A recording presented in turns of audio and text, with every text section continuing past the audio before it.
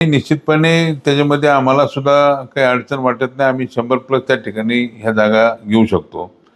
कारण मागच्या वेळी 2017 जी गडबड झाली त्या ह्याच्यामध्ये खऱ्या अर्थानं आजही आमच्या जिल्ह्याचे पालकमंत्री अजितदादा, त्यांना तो मनामध्ये ती सल आहे की एवढं चांगलं शहर घडवल्यानंतर सुद्धा असं का झालं, तर ती सल त्या ठिकाणी त्यांची ह्या निवडणुकीला आम्ही भरून काढणार आहे. ही जी प्रारूप प्रभाग रचना जाहीर करण्यात आली याच्या बाबत कुठल्या हरकती राष्ट्रवादी काँग्रेस पक्ष नोंदवणार?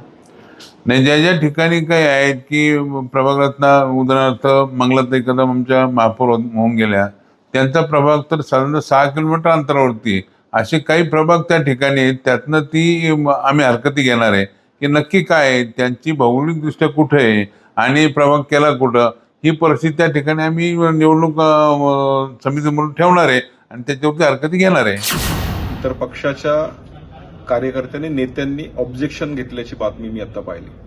मला आपल्याला सर्वांना सांगायचे, झालेली प्रभाग रचना ही अत्यंत व्यवस्थित आणि चोख झालेली आहे आणि केंद्रामध्ये आणि राज्यामध्ये भारतीय जनता पार्टीचं सरकार आहे. लोकांचा, मतदारांचा भारतीय जनता पार्टीवर प्रचंड विश्वास वाढलेला आहे.